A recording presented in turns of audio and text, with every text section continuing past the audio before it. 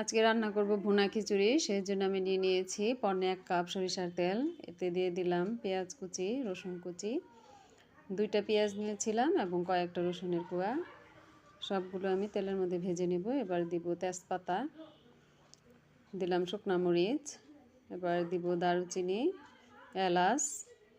সবগুলো উপকরণ 2-1 মিনিট আমি তেলে ভেজে নেব। এবার দিলাম আমি 1 চামচ আদা বাটা এবং 1 চামচ জিরা বাটা। দেওয়ার পরে সবগুলো উপকরণ আমি তেলে ভাজবো।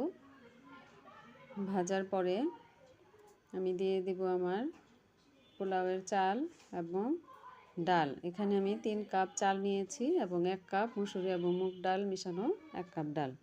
চাল ডালগুলো আমি একবারে পানিতে ধুয়ে পানি ঝরিয়ে নিয়েছি। এবার মশলা এবং তেলের সাথে চাল এবং ডাল